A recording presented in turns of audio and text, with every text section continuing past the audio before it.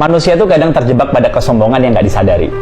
Kalian pasti udah akrab kan dengan istilah Jumat Berkah, di mana orang berlomba-lomba untuk sebanyak mungkin berbagi dan sedekah. Nah, biasanya pada saat Jumat Berkah itu ada yang ngasih, ada yang nerima. Sebagian orang ngambil, sebagian nolak. Dari beberapa orang yang nolak, saya tuh sempat nanya, kenapa sih ditolak?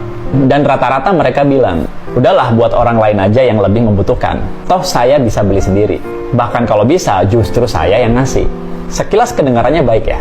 Ini nih yang saya bilang di awal tadi, bahwa kita seringkali terjebak pada kesombongan yang nggak disadari. Kita selalu nganggap bahwa memberi lebih baik daripada menerima.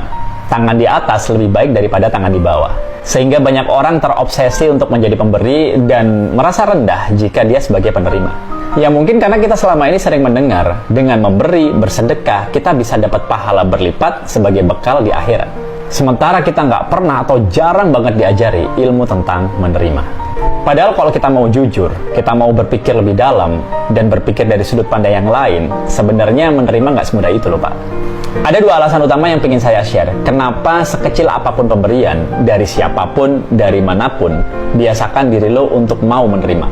Ini konteksnya kamu dikasih ya, bukan kamu minta. Yang pertama gini, ketika muncul perasaan, cuma nasi bungkus, toh saya bisa beli sendiri. Diakui atau tidak, secara nggak langsung sebenarnya kalian udah sombong. Kan tadi pagi saya udah sedekah, masa siangnya saya nerima? Nah pertanyaan saya, emang kenapa?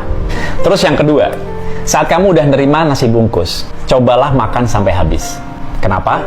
Ya mungkin kamu nggak selera dengan makanannya, tapi justru disitulah pelajarannya. Ketika sesuatu nggak enak terjadi dalam hidup kalian, nggak sesuai seleramu, maka kamu nantinya akan terbiasa menghadapi dan menikmati sampai keadaan nggak enak itu terlewati. Pelajaran yang lain adalah, ketika kamu pengen ngasih sesuatu ke orang lain, pastikan yang terbaik, supaya orang lain punya selera menerima pemberianmu. Jadi intinya, jangan ngerasa sok keren ketika saat ini kalian jadi pihak yang memberi. Karena orang yang menerima dengan ilmu, bisa jadi dia dapat kedudukan yang lebih tinggi dengan ilmunya. Sementara kalian cuma dapat pahala. Bahkan kalau kita tarik dalam kehidupan sehari-hari, orang yang mudah stres, tertekan, nggak sabar atau depresi, bukankah awalnya mereka sulit menerima keadaan? Jangan-jangan nih, ketidakmampuan dan ketidakmauan kita menerima sekecil apapun pemberian dari orang lain, itu yang membuat kita susah menerima keadaan dan keputusan yang udah ditetapkan Tuhan.